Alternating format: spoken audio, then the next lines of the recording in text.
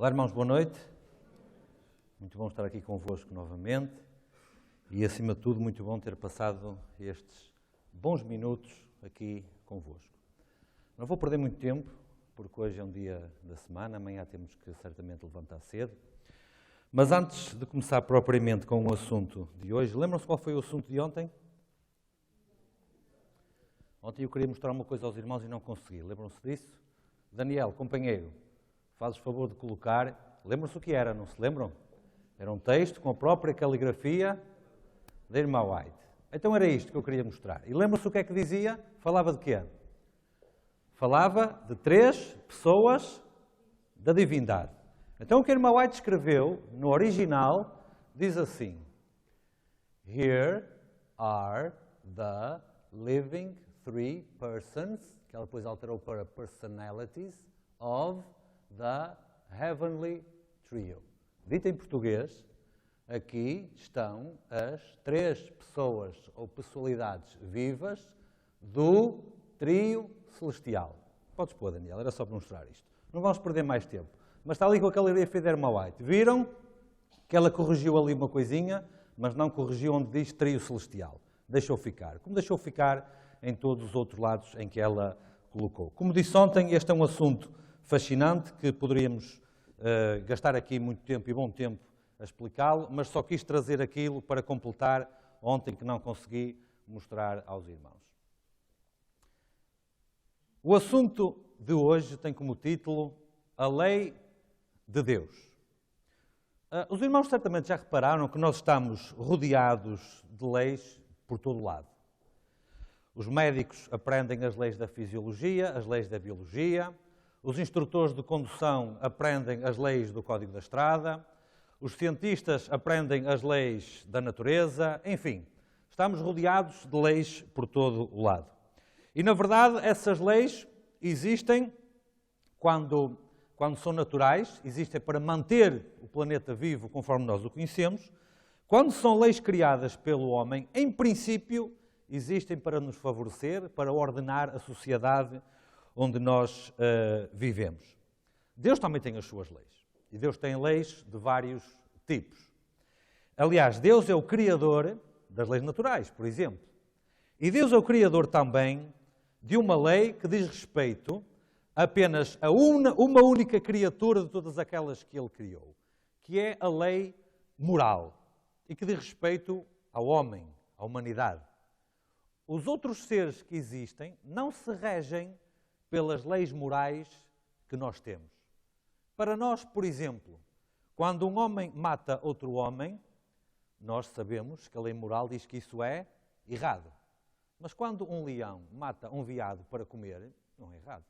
Matou, não tem problema nenhum. Fez bem, assim preserva a espécie em que está. Ou seja, nós, providos de um raciocínio e de uma razão que os animais não têm, somos responsáveis diante da lei moral que Deus coloca para nós e que Deus determinou para nós. Uma coisa que me fascina é perceber o seguinte: se porventura algum de nós que é encartado, que tem licença de condução, chegar à rua e disser assim: é proibido eu ir por esta rua, é proibido eu passar este vermelho, mas eu quero passar, mas eu quero ir por aqui. O que é que todos nós vamos dizer? Esta pessoa é um perigo para a sociedade. Esta pessoa é um perigo para todos os outros. Espanta-nos profundamente que não haja o mesmo tipo de comportamento para com a lei moral de Deus. A lei moral de Deus preserva muito mais a nossa vida, muito mais a nossa integridade e parece que a quebramos com uma facilidade e não damos problema nenhum com isso e continuamos assim. Se calhar é a altura de nós revermos exatamente a nossa posição diante da lei de Deus de uma forma muito mais prioritária do que diante das leis dos homens. Vamos ler um versículo em Mateus capítulo 5. Um famoso versículo, palavras do próprio Jesus. Mateus capítulo 5, em que ele fala da importância da lei. E vamos ler 3 versículos consecutivos acerca disso. Mateus capítulo 5, e no versículo 17, ou a partir do versículo 17, logo no início do Novo Testamento, diz assim: Não cuideis que vim destruir a lei ou os profetas, e com profetas ele se refere àquilo que os profetas tinham dado no Antigo Testamento. Não vim abrogar, ou não vim revogar, mas cumprir. Porque em verdade vos digo que até que o céu e a terra passem, nem um jota ou um til se omitirá da lei, sem que tudo seja cumprido. Não podemos esquecer que quem está a dizer isto é o autor da lei. Quem está a dizer isto é o autor da própria lei. E quando Deus fala, a sua palavra é lei, usando uma expressão humana que nós conhecemos. Queria ler com os irmãos 2 versículos que estão no livro de Salmos, para entendermos a importância da palavra e da lei de Deus. Salmos 119, que será provavelmente o versículo mais fácil de encontrar, o capítulo mais fácil de encontrar em toda a Bíblia. Salmos 119, e no versículo 89 diz assim, o salmista diz isto, faz este comentário acerca da palavra do Senhor. Salmos 119, 89. Para sempre, ó Senhor, a tua palavra permanece no céu. Qual é o prazo de validade da palavra de Deus? Para sempre. A perpetuidade é o prazo de validade da palavra de Deus. Salmos 11, no princípio do livro de Salmos, um bocadinho atrás de onde estamos, tem uma expressão que eu aprecio particularmente, porque junta duas palavras que juntas ficam muito bem. Salmos capítulo 11 e versículos 7 e 8. E diz assim, Salmos 11, 7. As obras das tuas mãos são verdade e juízo. Fiéis todos os seus mandamentos. Permanecem firmes para todo o sempre. Agora, sabem, de tudo aquilo que nós poderíamos dizer da lei, de tudo aquilo que nós poderíamos dizer da palavra de Deus, daquilo que sai das mãos, daquilo que sai da boca de Deus, daquilo que tudo que permanece para sempre, eu tive um dilema hoje. Faço um resumo de tudo o que podemos dizer, ou então concentro-me em algo específico para tentar acrescentar aos irmãos da Igreja Dia 20 algo que se calhar é desconhecido ou menos conhecido para todos eles. Eu optei pela segunda parte. Em vez de fazer um resumo, que se calhar os irmãos facilmente o podem fazer, eu gostaria de me concentrar num aspecto específico que se calhar nós falamos pouco e, como eu disse, se calhar é pouco conhecido dos irmãos. E para isso, eu vou pedir o vosso benefício da dúvida. Porque nós vamos começar a fazer um raciocínio que em algum momento os irmãos vão dizer assim, mas o que é que isto tem a ver com a lei? O que é que isto tem a ver com os mandamentos? O que é que isto tem a ver com a perpetuidade da lei e da palavra do Senhor? Dê-me o benefício da dúvida. Agora, não percam uma única palavra, não percam um único versículo, que é para levarmos o raciocínio do princípio ao fim. Êxodo capítulo 24. Se calhar os irmãos pensavam que eu ia dizer Êxodo capítulo 20, não era? Fica para amanhã. Êxodo capítulo 24. Êxodo 24 conta um episódio no qual Moisés, Arão e mais alguns do povo, 70 anciãos, subiram até ao Senhor para confirmarem a aliança que tinham feito. Não só, mas também. Versículo 10, Êxodo 24, 10, diz assim: E viram o Deus de Israel, e debaixo dos seus pés havia como que uma obra de pedra de safira, e como o parecer do céu na sua claridade. Moisés e Arão e 70 dos anciãos, dos chefes do povo, viram o Deus de Israel e debaixo dos seus pés, algumas versões se calhar até dizem, na calçada, eu reparei algumas versões dizem isso, havia uma calçada de pedra de safira e com o parecer do céu na sua claridade. Os céus abrem-se, eles veem Deus e debaixo dos pés, no chão, no piso, eles viram algo parecido com safira ou com o céu na sua claridade. De que cor é o que eles viram? Azul. O céu na sua claridade e a safira viram algo de cor azul. Que lugar é este que eles estão a ver? Que visão é que o Senhor permitiu estes 72 homens de contemplarem ali naquele lugar? Vamos procurar esclarecimentos sobre este lugar. E vamos encontrá-los no livro de Ezequiel, um bocadinho à frente, ou bastante à frente, logo no primeiro versículo do livro de Ezequiel. Ezequiel 1 e no versículo 1, que é para nós contextualizarmos o que é que o profeta está a ver aqui. Não interessa todo o primeiro versículo, apenas a última parte. Ezequiel 1 e no capítulo 1 e na última parte diz assim o profeta: abriram-se os céus e eu vi visões de Deus. Moisés contempla Deus e o lugar onde ele está, colocado, assentado. Ezequiel diz que se abriram os céus e ele viu visões de Deus. Estamos a falar mais ou menos da mesma coisa? Vamos ver se é exatamente a mesma coisa. Após uma extensa descrição daquilo que vê, Ezequiel, relata a visão nos seguintes termos. E nós vamos atentar apenas àquilo que nos interessa para o propósito de hoje. Versículo 26, capítulo 1 e versículo 26. E por cima do firmamento, que estava por cima das suas cabeças, isto dá a ideia de o mais alto entre os altos.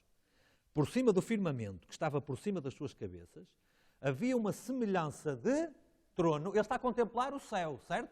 E agora está a ver um trono no céu. Trono como de uma... De que cor era? É a mesma linguagem que nós estamos a ver de Moisés atrás? Sim. Agora, no capítulo 10 e no versículo 1, portanto, um bocadinho à frente de onde estão, Ezequiel 10, 1, esta cena é de alguma forma repetida. Diz assim: depois olhei, e eis que no firmamento, que estava por cima da cabeça dos querubins, apareceu sobre eles como uma pedra de safira, com um aspecto de semelhança de um trono. Já podemos deduzir algumas coisas. Estamos a ver o céu aberto, estamos a ver um trono, e se estamos a ver o céu e um trono, só podemos estar a referir-nos ao lugar de habitação de uma pessoa, mais ninguém. E vemos que era semelhante a pedra de safira. Quem é, portanto, aquele que habita acima dos querubins? Quem é aquele que se assenta no trono dos céus? Só pode ser o próprio Deus, não pode ser mais ninguém. E o próprio Deus está sentado sobre um chão, sobre um piso, rodeado de algo que tem aparência de que cor? Isto é muito importante, fixem, de cor azul. Agora, Moisés e Ezequiel estão, portanto, a contemplar o mesmo sítio, o mesmo lugar, que é a sala do trono de Deus, revestida a algo que se parecia com safira. Moisés fala do chão, fala do piso, Ezequiel fala do trono e do espaço ali à volta. Mas os dois concordam que havia uma semelhança de azul. Agora, vamos ver aqui um quadro, muito rápido. Daniel, faz favor, só para perceberem as semelhanças entre as duas cenas. No Êxodo, naquele capítulo que nós lemos, não vamos ler agora os versículos, agora estou a resumir para ganharmos tempo. Nós temos uma nuvem que cobre o monte. E no livro de Ezequiel, o lugar também é cheio com uma nuvem. Em Êxodo, havia a glória do Senhor que estava ali se manifestava. Em Ezequiel, neste versículo, vemos exatamente a mesma coisa, que é na página onde estão até. Finalmente, o monte parecia um fogo consumidor, quando os anciãos subiram e o povo estava a ver o monte.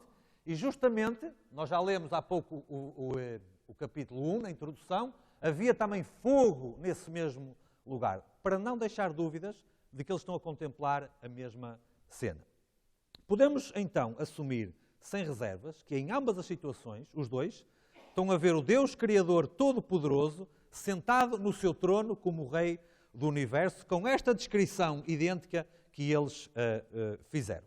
Agora vamos voltar a Êxodo 24. Com tudo isto em mente, vamos voltar a Êxodo 24, àquela primeira cena da qual já lemos um versículo.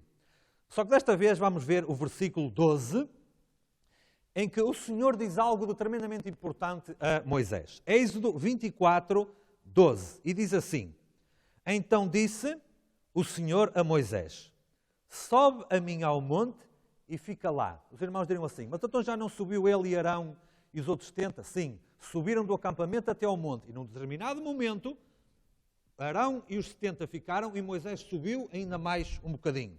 Então disse o Senhor a Moisés: sobe a mim ao monte e fica lá. E dar-te-ei tábuas de pedra e a lei e os mandamentos que tenho citado para os ensinar. Outras versões, em vez da expressão tenho citado, dizem que escrevi. Escrevi é quê? Presente ou futuro? Passado. Presente seria escrevo, futuro seria escreverei. Que escrevi. Portanto, quando é dada a ordem a Moisés para subir ao monte, o Senhor disse que ia lhe dar alguma coisa que já tinha escrito. Antes de Deus descer ao monte para se encontrar ali com Moisés, ele já tinha ali escrito. E podemos confirmar isso nos versículos que vêm a seguir, que nós vamos ver agora. Contudo, há aqui um detalhe muito interessante. Aí onde diz, e dar-te-ei tábuas de pedra, não será a tradução mais feliz. Porque a melhor tradução, tendo em conta o pensamento hebraico, seria, dar-te-ei as tábuas da pedra. Específico. Não era de pedra, de uma pedra qualquer, mas da pedra, como indicando uma pedra específica. Moisés foi-lhe dado ver um lugar onde Deus estava e por baixo dele havia como que uma pedra de safira. Dentro deste contexto, o Senhor lhe diz, dar-te-ei as tábuas da pedra. Moisés não tinha visto mais nenhuma, só tinha visto a pedra que faz o piso, o chão e o revestimento do trono dos céus. E neste contexto, o Senhor lhe diz, dar-te-ei as tábuas da pedra. Moisés sabia qual era, só podia ser aquela, não podia ser mais nenhuma. E nós vamos ver já isso a seguir. Agora, que tábuas eram essas? Que tábuas da pedra eram essas? Capítulo 32, um bocadinho à frente de onde estavam, enquanto procuram, vou dizer-vos o seguinte. Não foi apenas Moisés que viu o céu aberto e o piso, o chão do trono de Deus em azul. Arão também viu. Os anciãos também viram. Portanto, quando Moisés descesse com as tábuas, eles saberiam identificar de onde é que vinha aquela pedra, porque eles tinham visto também, conforme vimos. Agora, Êxodo 32 e versículo 16 diz assim. E aquelas tábuas, sabem, quantas tábuas dos 10 mandamentos é que foram entregues a Moisés? Foram 2. As primeiras que ele partiu em cima do bezerro, não é? E depois as outras que as substituíram. Nós estamos a falar das primeiras. O contexto é as primeiras. E aquelas tábuas eram obra de Deus. Também a escritura era a mesma escritura de Deus, esculpida nas tábuas. Portanto, não era apenas a mão de Deus e a escrita que lá estava. As tábuas também eram de Deus. De Deus. Como se fossem provenientes de Deus. As segundas tábuas não eram exatamente assim. Porquê? Porque não vamos estar a ler agora, mais uma vez por uma questão de tempo, mas as segundas tábuas, para substituir as primeiras, o Senhor lhe disse, corta as pedras do monte e eu escreverei novamente. Mas nas primeiras não disse isto. Nas primeiras, as tábuas não eram de Moisés, que as tinha cortado do monte, mas o Senhor as tinha trazido justamente para Moisés. Ou seja, quando Deus dá a ordem para ele subir, ele já tinha as tábuas e já as tinha escrito antes de descer para se vir encontrar com Moisés. E Moisés sabia que aquelas tábuas só podiam vir daquele lugar ali onde o próprio Deus assentava, porque ele tinha-lhe mostrado a pedra de onde ia tirar as tábuas. Por que razão isto é tão importante e por que razão eu disse há pouco que era importante os irmãos fixarem o aspecto azul de toda esta cena que tanto Moisés como Ezequiel estavam a ver em visão. Números capítulo 15, um texto escrito também por Moisés, como sabem, portanto pelo mesmo personagem que estamos aqui a falar, e tem uma instrução muito interessante com respeito ao simbolismo que Deus atribuía a tudo aquilo que mandava o povo fazer. Números, no capítulo 15, e a partir do verso 38 diz assim, fala, portanto é Deus a dar ordem a Moisés, fala aos filhos de Israel e diz-lhes que nas bordas dos seus vestidos façam franjas pelas suas gerações. Querem outra expressão para pelas suas gerações? Perpetuamente. Perpetuamente, para sempre. Vossos filhos, netos, por aí fora. E nas franjas das bordas ponham um cordão de... É isso que diz a vossa Bíblia, azul? Está certo? Ok. Versículo 39. E nas franjas vos estará para que o vejais e vos lembreis de todos os... Portanto, a cor azul é associada a quê? Os mandamentos. A lei de Deus é os mandamentos? As tábuas da lei de Deus são os mandamentos? Então o azul que é colocado aqui na roupa é associado a quê? Aos mandamentos. E os façais, ou seja, os comprais. E não seguireis após o vosso coração, nem após os vossos olhos, após os quais andais adulterando. Sabem qual é outra palavra na Bíblia que podemos usar em vez de adulterando? Prostituindo. Deus está a colocar a observância dos mandamentos em contraponto ao adultério. Sabem o que é uma mulher adúltera na Bíblia? E vamos já confirmar isso. É uma mulher que é infiel ao seu marido, aos votos matrimoniais. Na Bíblia, Cristo é o marido, a igreja é a esposa. Se a igreja é infiel ao seu marido, torna-se o que é à luz da Bíblia? Adúltera. E estamos a falar espiritualmente, como é evidente, não é? Torna-se uma prostituta espiritual. Não quero que fiquem escandalizados, mas todos nós somos adúlteros espirituais. É por isso que o Senhor tem de nos converter para nos fazer... Sabem qual é o contrário de adúltero e prostituto ou prostituta na Bíblia? Virgem. Estamos a falar espiritualmente, simbolicamente. Então o Senhor tem que nos tornar virgens para nos poder desposar. Mas aqui o Senhor está a colocar em contraponto a guarda dos mandamentos, que é o que o Senhor deseja que o povo faça, e o adultério espiritual. As franjas azuis, da cor das tábuas da lei, serviam, portanto, para que o povo se lembrasse dos mandamentos do Senhor e não abandonasse o seu caminho. Mas então, como eu disse, o contraponto é o adultério espiritual. Agora vamos ver uma coisa muito interessante da Sagrada Escritura, porventura desconhecido para a maioria. Eu disse há pouco que Cristo é o noivo e a igreja é a noiva. Estamos de acordo com isso? Sim? Ok. Então vamos ver uma noiva.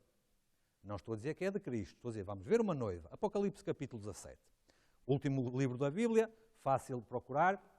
Enquanto procuram, sabem que o Apocalipse fala de duas noivas, principalmente. Uma está no capítulo 12 e a outra está no capítulo 17. Ou duas mulheres, em vez de dizer noiva, vamos dizer mulheres. Se calhar é melhor assim. Mas vamos neste momento olhar para a do capítulo 17. E do versículo 1 até ao versículo 6, essa mulher que aspira a ser noiva é descrita. E nós vamos olhar apenas para o versículo 4, 17:4 de Apocalipse. E diz assim: E a mulher estava vestida de púrpura e de escarlate e adornada com ouro. Está a descrever as cores da roupa desta senhora.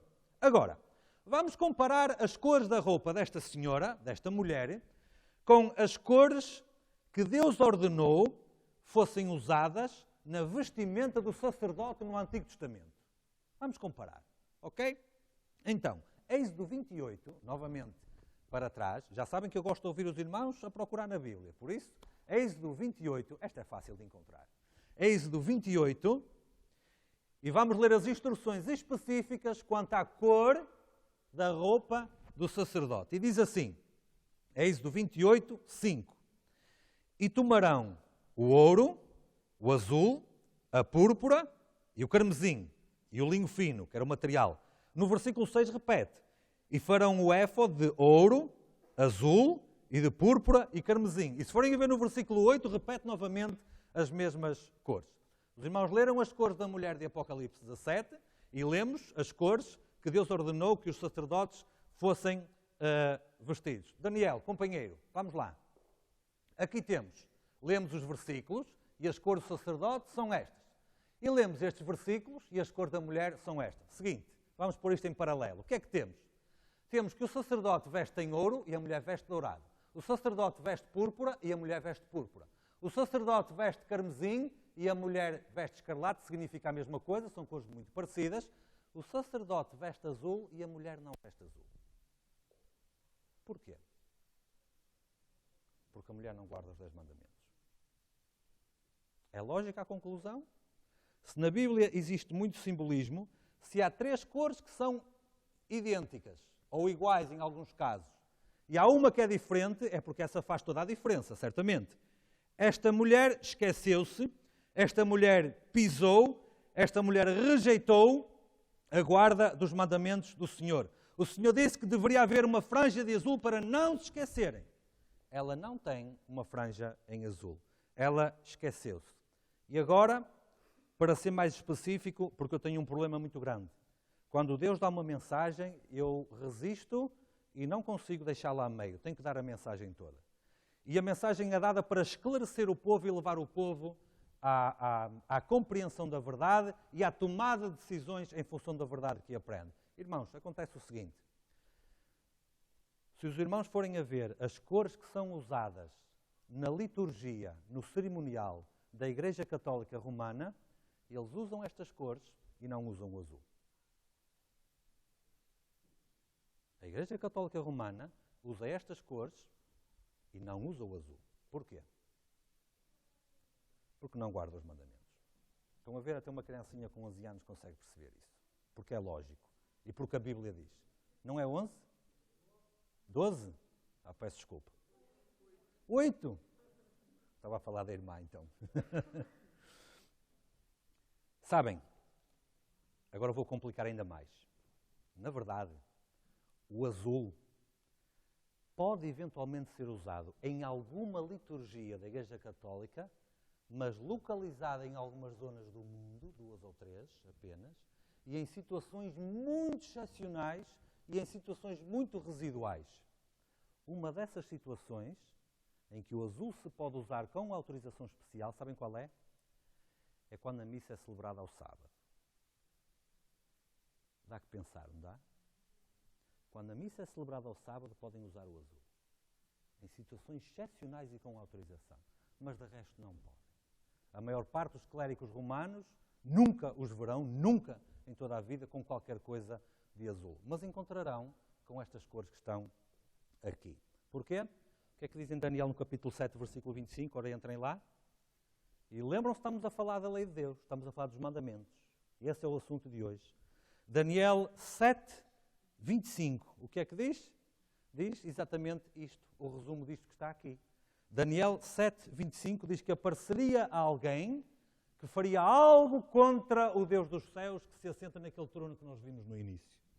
E proferirá palavras contra o Altíssimo e destruirá os santos do Altíssimo. E cuidará em mudar os tempos e a lei. Venham amanhã. Venham amanhã. Vamos mostrar como aqueles que mudaram a lei dizem, sim, nós mudamos a lei. E também vamos mostrar outra coisa, que é reconhecerem por escrito quem é que tem autoridade para continuar a cumprir a lei. Não vou dizer mais, venham amanhã. Está bem? Portanto, o que é que nós vimos no estudo de hoje? Eu peço desculpa se foi a correr, mas eu não quis passar da hora que está marcada. Nós vimos que Moisés e Ezequiel viram o trono de Deus revestido a azul por todo lado. Mas Moisés, aquele que recebeu as tábuas da pedra, descreve a base, o chão. O que é a base e o chão? Os fundamentos, o sítio onde pisamos. E é dos fundamentos do trono de Deus, da base, dos alicerces, que Deus arranca as pedras para dar os 10 mandamentos ao seu povo.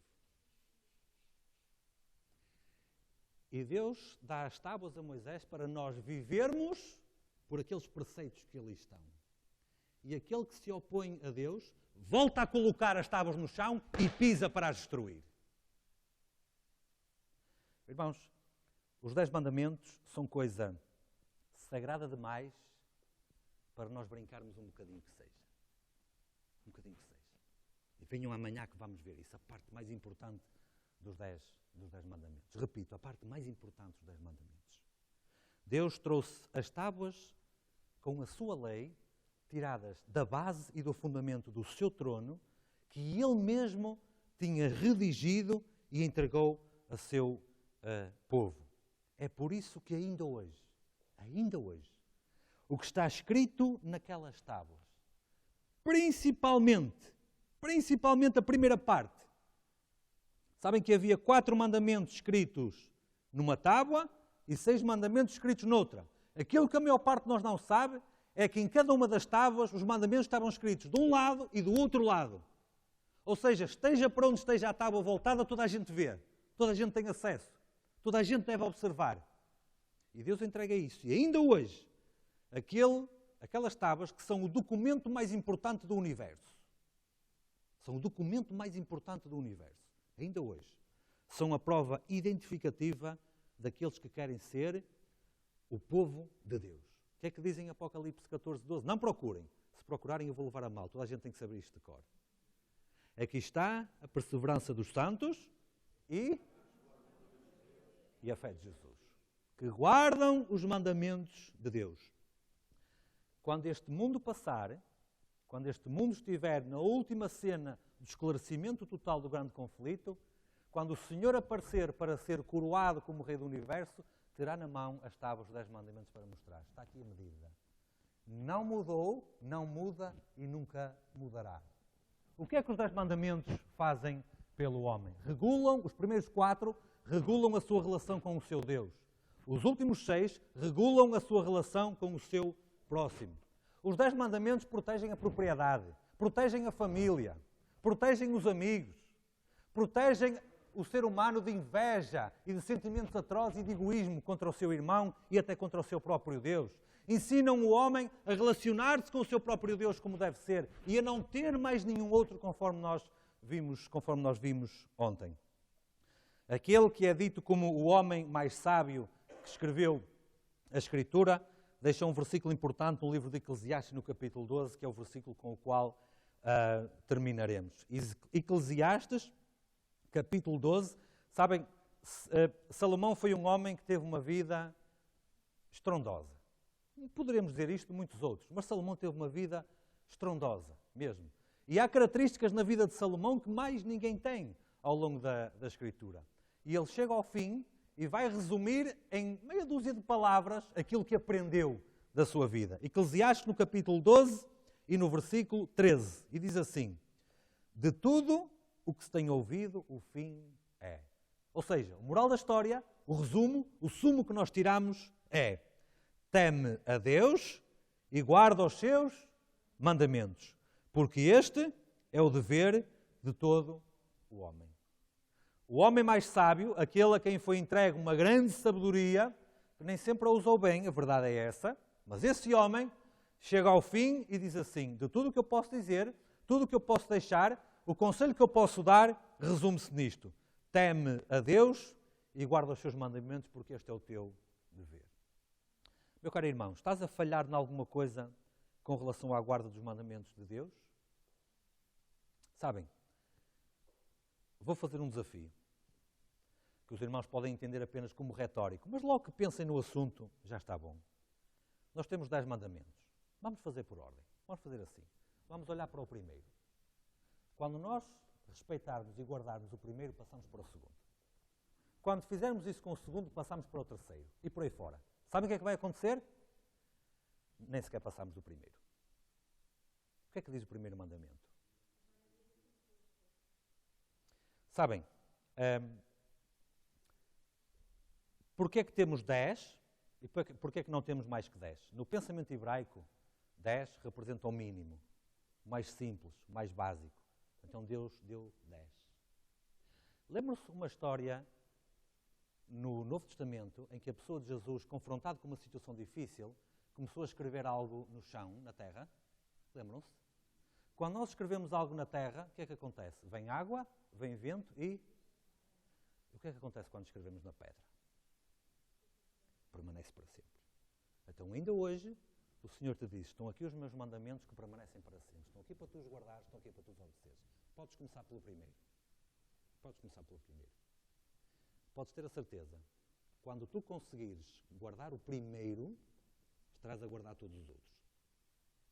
Lê bem o primeiro mandamento quando chegares à tua casa. Posso orar pela igreja? Podemos colocar-nos de pé?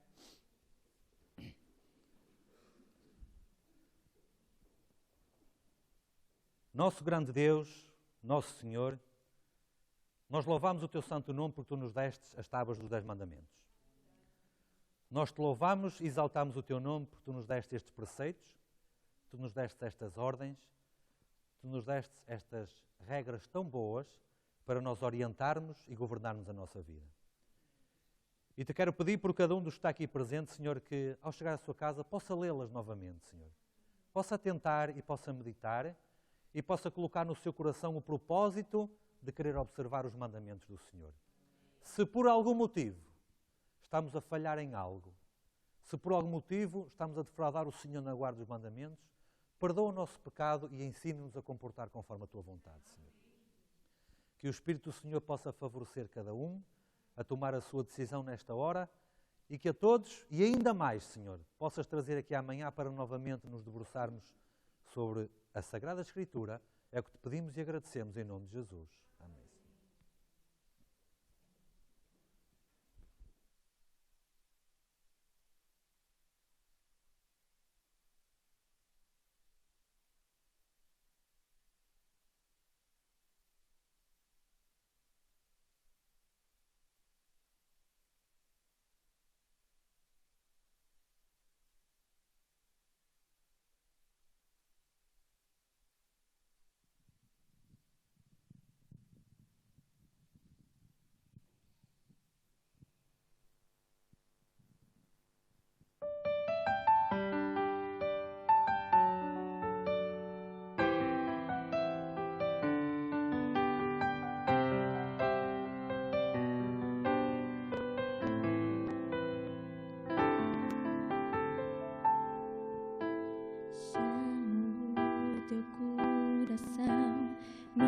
vezes ao dia e não tenho resposta. Eu só ouço o silêncio da tua voz.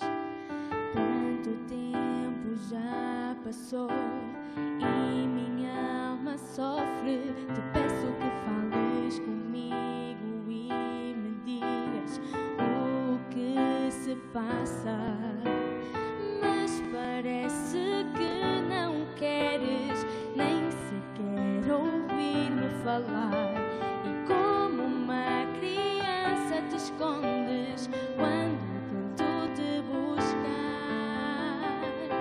Porque não atentas meu chamar, ainda não te apercebeste que não quero repreender-te nem pedir-te explicações. Eu só te quero escutar e saber que estás aí. Quero dar-te o meu carinho sem pedir nada de ti. Quando falhas e tu pensas que não há saída, quando a vergonha e a dor te causam mal e humilhação, quando pensas que não consegues pronunciar o meu nome, a culpa afasta-te e não encontras o meu perdão. Correrei até encontrar-te, com amor te abraçarei, sem dizer uma palavra, teu coração sararei. Não hesites, volta para mim, pois eu quero devolver-te todo o tempo que perdeste e numa bênção converter. E com meu manto cobrirei cada ferida que está aberta, a dor e a vergonha dos teus olhos apagarei.